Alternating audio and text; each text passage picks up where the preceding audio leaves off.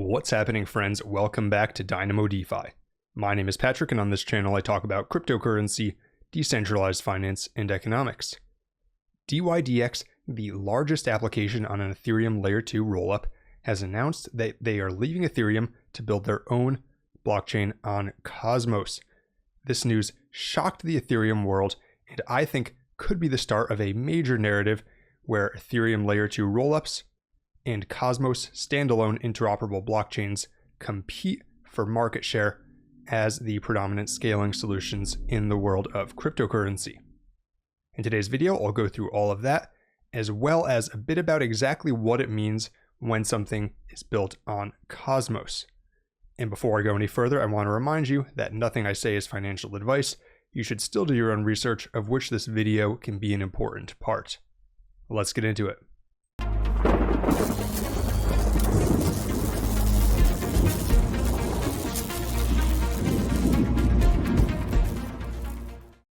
dYdX is a decentralized perpetual exchange built on an Ethereum Layer 2 rollup.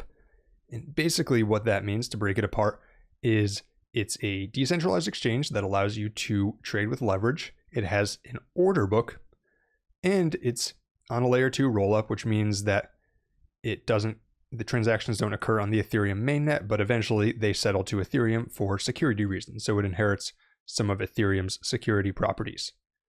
Now, the challenge with that is that order books are extremely intensive in terms of memory, throughput, all the things that blockchains usually struggle with a bit.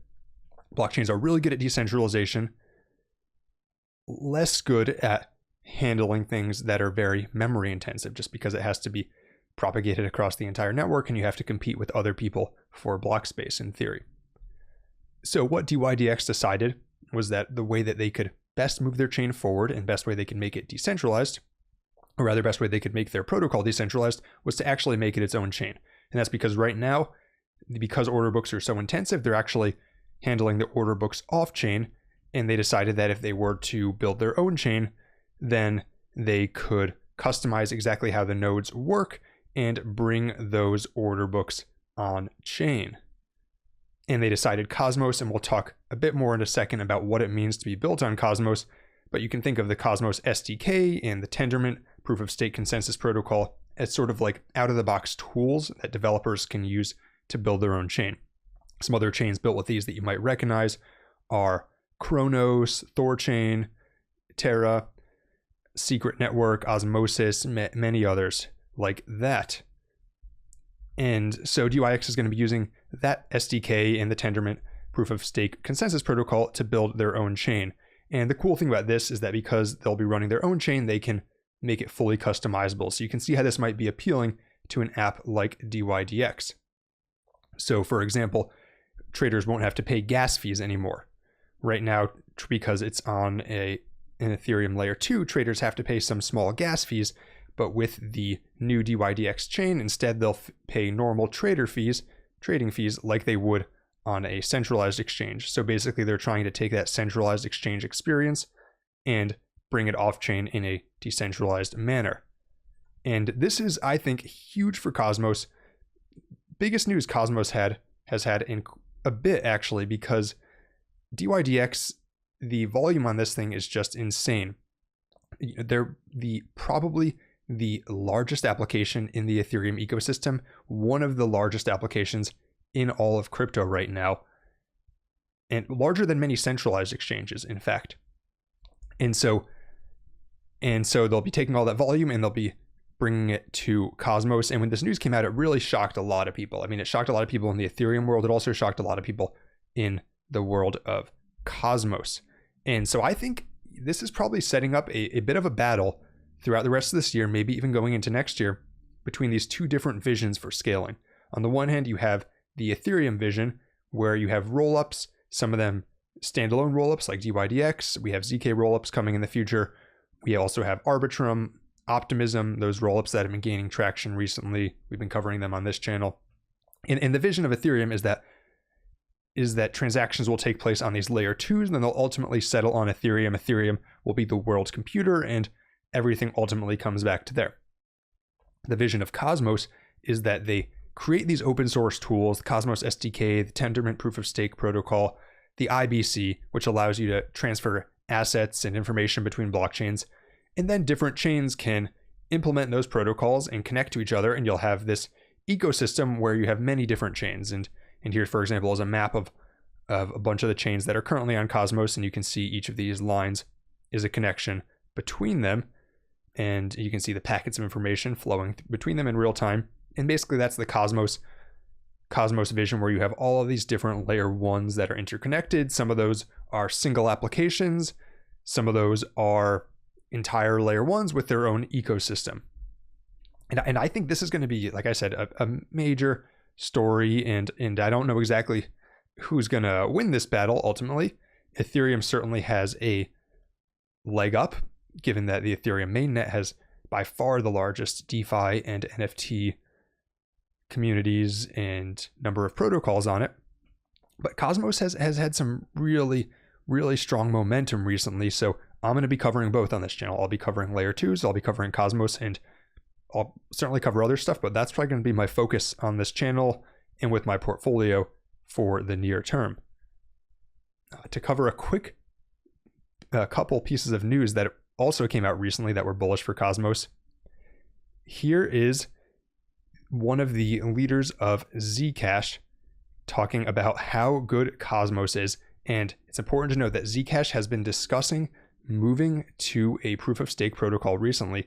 So this has many people speculating that maybe Zcash is going to convert to being a chain on Cosmos. And he even said in his follow-up comment, "I just leaked some alpha," as the kids say nowadays. So Zcash is one of the oldest, largest projects in crypto. That would be a major pickup for Cosmos. Additionally, Paraswap, one of the largest DeFi aggregators, recently tweeted out, "Arbitrum, Optimism, Cosmos, what else?" So that shows that they are looking at expanding to the two leading Ethereum layer 2s right now, but they're also looking at expanding to Cosmos. And this sort of DeFi tooling, there's a real need for it in Cosmos, and it shows that leading applications from the Ethereum world, like Paraswap, are seriously looking at expanding their reach to Cosmos. And so I'm definitely going to be covering this. I'll be looking at both the layer 2 perspective and the Cosmos perspective as we move through the rest of this year. But back to something I mentioned a little bit ago, what exactly does it mean when you say that something is built on Cosmos? Because I see that tossed around a lot, and I think there's a lot of misconceptions around what exactly this means. And before I start, I'll say that I did make a detailed thread on this yesterday. If you want to go check out my Twitter, Dynamo_Patrick, then you can read the thread in its entirety. But to give a quick summary of it, basically, a lot of people think when you say something's built on Cosmos that it means that it's on the Atom chain and you use Atom as gas, and that's not true. Cosmos Hub is one layer 1 on Cosmos, and the Cosmos Hub uses Atom as gas. But when something is built on Cosmos, usually it means that it has some combination of 3 properties. It uses the Tendermint Proof of Stake consensus. It's built using the Cosmos SDK, which is a set of tools for developers to spin up their own blockchains quickly, and or it's connected to the IBC. And the IBC is this, it's not really a bridge, basically it's a way to securely transfer information and assets between chains. You can see here all of the chains that are connected to it. Over the past 30 days, $757 million of value have been transferred across the IBC. So that's a huge network. And basically when something is built on Cosmos, it means that it has some combination of those 3 things.